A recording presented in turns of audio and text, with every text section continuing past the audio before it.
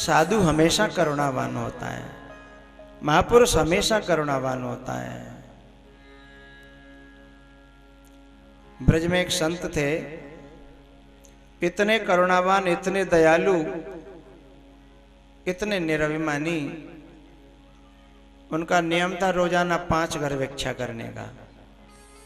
तो एक घर में वो भिक्षा करने जाते तो वो घरवाली थी ना बुढ़िया, इतनी गाली देती कि गिनते गिनते परेशान। लेकिन वहां फिर भी जाए।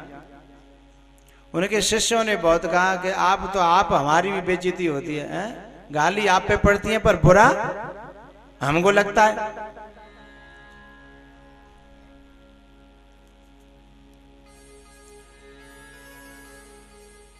अब वहां मत जाया करो। संत ने कहा कि एक बात बताओ, वो बुढ़िया कुछ देती ही तो है, चाहे गाली ही हो, कुछ लेती तो। चेला आंखनी आंखन बोले, गुरुजी को तो बुद्धि। हाँ बताओ, गाली दे रही हो, ये कह रहे हैं कुछ न कुछ देती है। उन्होंने जाना नहीं छोड़ा। वो बुढ़िया साधुओं से चिड़ी हुई थी। क्यों? उसका कारण था, उस बुढ़िया के एक बेटा था, उसकी शादी हो गई थी, उसको 12 साल हो गए थे, कोई बच्चा नहीं था। वो जगह जगह डोल डाल कर खूब घूम फिर के आई थी, लेकिन कहीं कोई, तो उसे सब बेकार लगने लगा था। एक लौता बेटा था, वंश चलने की संभावना नहीं थी, वो चिड़चिड़ेपन में रहती। ये साधु रोज जाते लेकिन गाली खाते, जाना बंद नहीं किया। एक दिन क्या हुआ, वो चूल्हे पे पोता फेर रही थी। पोता समझ रहे हो? हाँ? वो सफेद मिट्टी होती है ना, एक कूलरी में कपड़ा डाले सफेद मिट्टी, और उससे वो पोता फेर रही थी। ये संत गए रोजाना की तरह। अब वो बुढ़िया भी झिक गई थी। इन्होंने कहा, माताजी राधे राधे, सीताराम।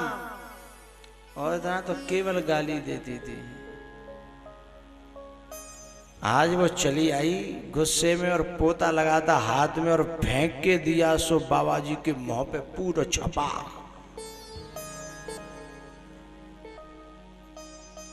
पूरा मोहड़ो चूल्हे जैसा करता। चूल्हे पे पोता फेरती थी, पूरा मुंह पे।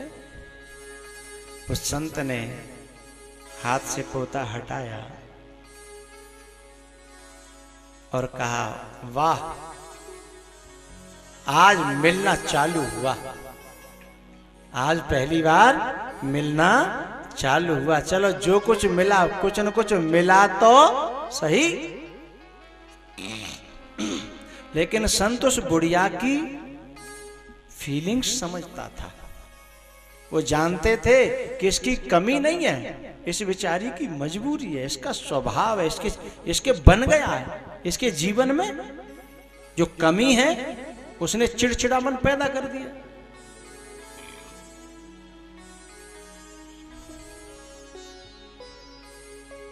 संत ने वो पोता हाथ में ले लिया और यानी क्या दिल में करुणा उपजी,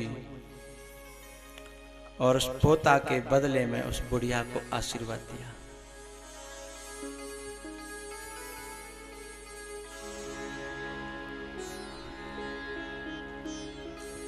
कहा, मां, आज तूने मुझे कुछ दिया है, आज मैं भी इसके बदले में तुझे कुछ दे रहा हूं।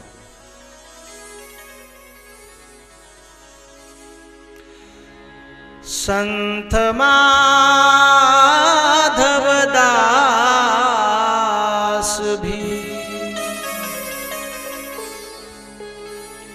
संत माधव दास भी बदला इसी का देगा और पोता दिया है तुझने तूने, पोता दिया है तूने,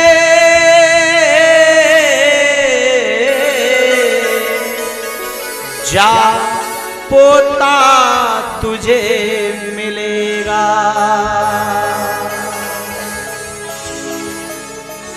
पोता दिया है तूने,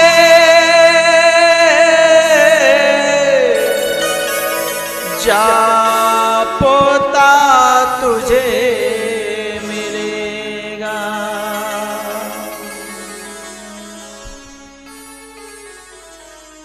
इतना संत ने बड़े दिल से आशीर्वाद दे दिया और संत उसी दिन से उस गांव को छोड़ करके चला गया, क्योंकि उस संत से शिष्य भी प्रसन्न न थे और संत को तो साधना करनी थी, चला गया कहीं दूर। लेकिन पता है क्या हुआ? 1.5-2 महीना हुआ और उसकी बहू ने कहा, माताजी मुझे लगता है कि आपका वंश चलने वाला है। और जैसे ही उस बहू ने ये बात कही, उस बुढ़िया का दिमाग फिर गया कि मैंने उस संत के मुंह पे पोता मारा था, उस संत ने ही ये दुआ दी थी। डॉक्टर तो फेल हो गए थे, वैद्य तो फेल हो गए थे। हाय राम, मुझे कौन सा नरक मिलेगा?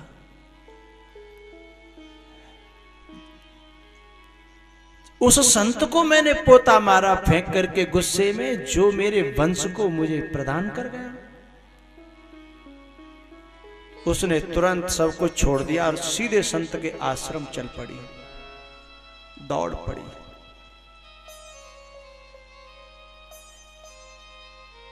दौड़ पड़ी आश्रम जाकर के रोती रोती सब संतों से पूछने लगी, वो बाबा कहाँ है, वो बाबा कहाँ है, वो बाबा कहाँ है? शिष्यों ने कहा, ये वही बुढ़िया है जो मेरे गुरुदेव को गाली दिया करती थी। शिष्य बोले, इसको भगाओ यहां से। वो रो करके बोली, भैया बाबा, मैं जब भगाने लायक थी तब तो तुमने मुझे भगाया नहीं, अब मैं भगाने लायक नहीं रही हूं। मुझे एक बार गुरुदेव के दर्शन करा दो, फिर आप जो जाओ, जहां भगाना चाहो भगा देना। वो समझ रही थी कि आश्रम में अंदर संत होंगे। तब एक महात्मा ने कहा, जो शिष्य था, कि जिस दिन से तूने पोता मारा था ना उनके मुंह पे, उस दिन से वो गांव और ये आश्रम छोड़ करके जाने कब के चले गए, जाने कहां चले गए। अब इस तो बुढ़िया के रोने का, गिलानी का और दुख का ठिकाना न रहा।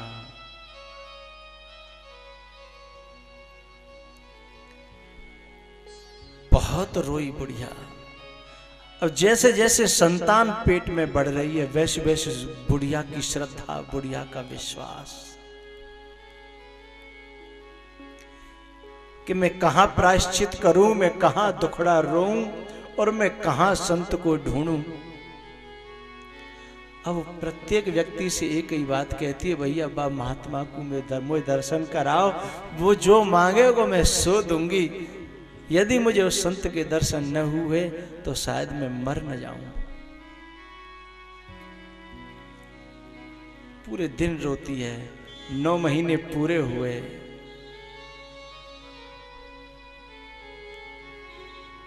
नौ महीने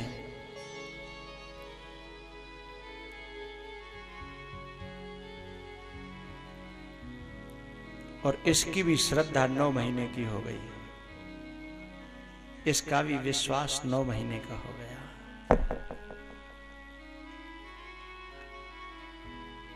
इधर इसकी बहू के एक बड़ा सुंदर सा संत का प्रसाद पैदा हुआ। पोता नहीं था, संत का प्रसाद। और इधर इस बुढ़िया का विश्वास प्रकट हुआ, श्रद्धा पैदा हो गई। लेकिन एक ही प्रार्थना करती है कि हे भगवान, मैंने जो पोता उसके मुंह पे मारा था, उसका पाप का मैं प्रायश्चित कैसे करूं? और ऐसा प्रसाद पोता खाने के बाद दे गया वो महात्मा। और पोता भी तो मैंने प्यार से नहीं दिया,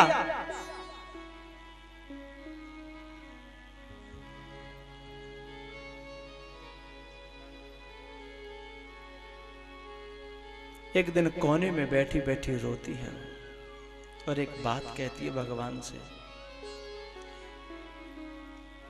पोता दियो न प्यार सो,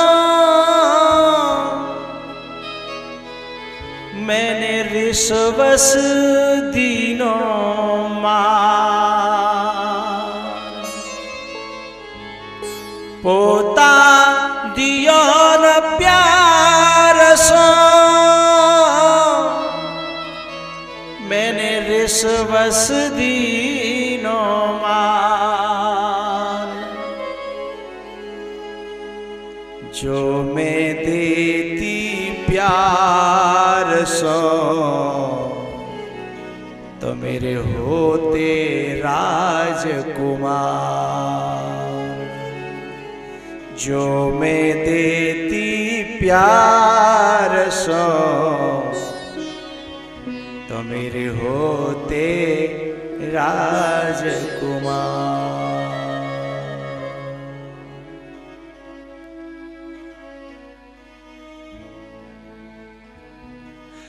अब वो जो बुढ़िया है ना, बस भगवान से, भगवान को नहीं मांगती, अब भगवान से भी कहती है को संत के दर्शन करा दे। जबकि संत से हम कहते हैं कि भगवान के दर्शन करा दे, लेकिन वो भगवान से कहती है कि मुझे तो संत के दर्शन करा दे।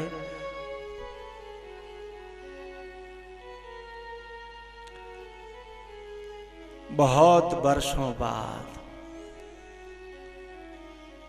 एक दिन फिर वो संत अपना दिया हुआ प्रसाद था उसके दर्शन करने आए। अपना दिया हुआ जो प्रसाद था,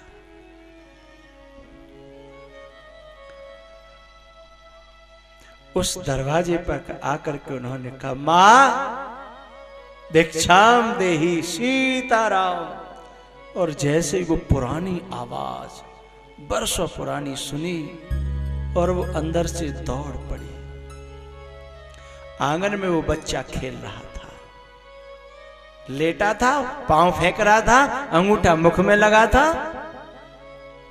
और ये दौड़ करके चरणों में गिर पड़ी। बाबा, मैं आपका बहुत इंतजार किया मैंने, आप कहां चले गए? आप क्यों नहीं आए इतने दिन से? मैंने आपको पोता फेंक करके मारा था, उसके बदले आपने ऐसा प्रसाद दिया। बाबा, मुझे क्षमा करो।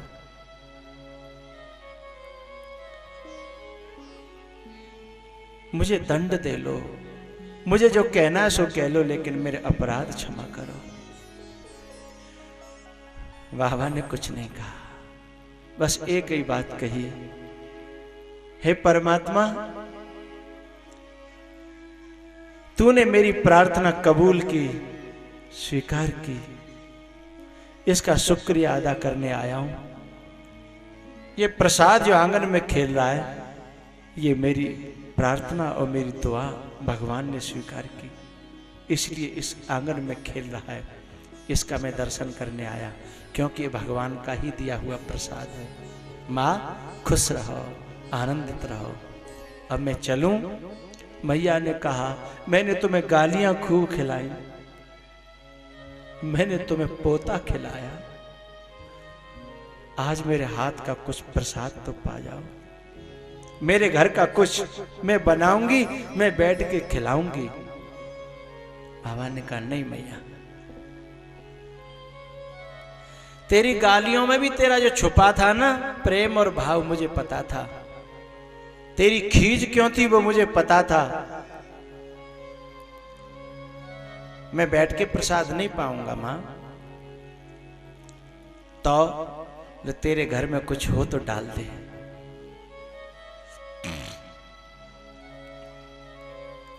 जो कुछ था भिक्षा में उस बूढ़ी मां ने डाला, और पता है उस संत ने क्या किया? जो पोता उसने मारा था उस कपड़े को जाकर के संत ने साफ किया, सूती कपड़ा था, और उसकी चीर चीर करी और उसकी बाती बटी। बाती बट करके इस बुढ़िया को दे गए। मां, हाँ ले, इसमें से थोड़े थोड़े टुकड़े करके रोजाना भगवान के सामने गाय के घी का दीपक जला देना। भगवान तुम्हारी दुआएं, तुम्हारी प्रार्थना स्वीकार करेगा। मतलब क्या? वो जो कपड़ा एक दिन शोरूम में रखा हुआ था, संसारियों के चक्कर में पड़ा तो पोता बन गया। क्या बन गया? पोता। पहले पहना, आने जाने में पहला पहना, फिर घर में डेली पहना, फिर लावनी में पहन के फिर फाड़ दिया, फिर वो पोछा में मिट्टी में मिला दिया उसे। संसारियों के चक्कर में पड़ा तब से। लेकिन जिस दिन से वो संत के हाथों में आ गया, वही कपड़ा उसकी धुलाई की, सफाई की और उसकी बत्ती बनाई, और परमात्मा के चरणों में दीपक बन करके वही फिर दोबारा से जलने लग गया। वही कपड़ा।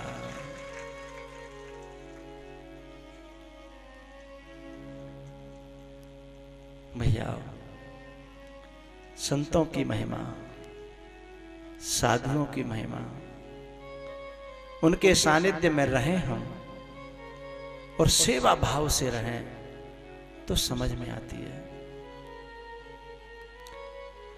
अपनी बुद्धि को कभी मत चलाना संतों में। एक संत थे, गुफा में चले जाते शाम को 9 बजे और सुबह निकलते 5 बजे, और लोगों में अफवाह फैल गई कि ये रात में कुटिया में नहीं रहते हैं, और सचमुच वो कुटिया में नहीं रहते थे। तो जो दुर्बुद्धि के लोग हैं, कुछ लोग उनसे आपस में कहने लगे कि ये सब बकवास हैं। हाँ, हम सब जानते हैं, कहीं महात्मा फात्मा कहीं नहीं जाते। कुछ लोग बोले गंगा जी नहाने जाते हैं, कुछ लोग बोले स्वर्ग जाते हैं, कुछ लोग बोले कहीं जाते हैं, गायब हो जाते हैं। कुछ गांव के दुर्बुद्धि लोग थे, उन्होंने कहा हम पकड़ेंगे, देखेंगे, सब पोल खोल देंगे इस बाबा की। पहले तो पूछा कि कहां जाते हो तुम? संत तो साधारण रूप से बोले, भैया तुम जहां मान लो तहीं जाते हैं हम तो। और कहने को तो हम तो कहीं नहीं जाते, लोग उड़ाते हैं, तो तुम जहां को तहां चले जाओ। लोग तो कह रहे हैं कि तुम स्वर्ग में जाते हो। संत ने कहा कि तुम ऐसे ही मान लो। तो वो जो बदमाशों की टीम थी उसमें से एक ने कहा कि हम पकड़ के दिखाएंगे इसे कहां जाता है बाबा। तो क्या हुआ, एक दिन संत की जो कुटिया में संत के घुसने से पहले ही चुपके से वो भीतर घुस गया पकड़ने के लिए। तो गुफा में ये जो कमरे में एक सुरंग थी, और रात के जब 10 बजे तो उस महात्मा ने सुरंग खोली और अपनी कुटिया में जो भी उसके पास पैसा, टका, चावल, दाल जो भी थी, पुटरिया बांधी और सिर पे धर के सुरंग में होकर निकल पड़े। ये जो बदमाश आदमी था ना, ये भी पीछे निकल पड़ा। अंधेरा था, पीछा करते करते करते चलता गया। वो संत निकला, जो झुग्गी झोंपड़ी वाले जो गरीब लोग रहते हैं उनमें जाके निकला, और गरीबों को किसी को पैसा देने लगे, किसी को दाल, किसी को चावल। और उनके साथ में गरीब भी रोजाना इंतजार करते थे कि वो बाबा आता होगा, वो बाबा आता होगा। रोजाना इंतजार करते थे। जब ये बाबा गए तो खुशी की लहर दौड़ गई, और सबको इन्होंने कुछ न कुछ बांटा। खड़ा खड़ा ये देखता रहा और मन में ग्लानि से भर गया कि मैं क्या सोचता था और संत क्या निकला। जो लगता था जैसा वो वैसा नहीं था, जो मैं सोचता था वो वैसा नहीं था। जैसे संत के लौटने की बात आई और वो आदमी दौड़ करके सीधा कुटिया में, कुटिया से बाहर गांव में सभा इकट्ठी हुई। उसने कहा, लोगों ने कहा कि तुमने कहा था कि हम कल बताएंगे बाबा कहां जाते हैं। बोले हाँ। बोले बताओ। झट वो साधु के चरणों में गिर पड़ा। बोले सचमुच यही तो स्वर्ग है। दीनों की सेवा, दुखियों की सेवा, गरीबों की सेवा। और सचमुच तुम उस क्षेत्र में मैंने जाते हुए देखा। मैं उसी समय से अपने में गिलानी से भरा हुआ हूं। मैं अपने ऊपर घृणा कर रहा हूं कि मैंने क्या सोचा। और सब गांव वालों से कहा कि भैया सचमुच में ये महात्मा स्वर्ग लोग जाते हैं रात में और दिन में हम लोगों में आ जाते हैं।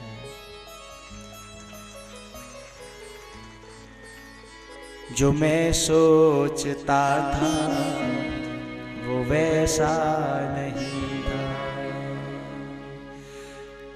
ये निकलेगा ऐसा भरोसा नहीं था, ये निकलेगा ऐसा भरोसा नहीं था। अगर चाल देखो तो साहों की जैसी, मगर जेब में एक पैसा नहीं था। सरल बच्चे जैसा, तरल पानी जैसा, वो निकलेगा ऐसा भरोसा नहीं था, वो निकलेगा ऐसा भरोसा नहीं था।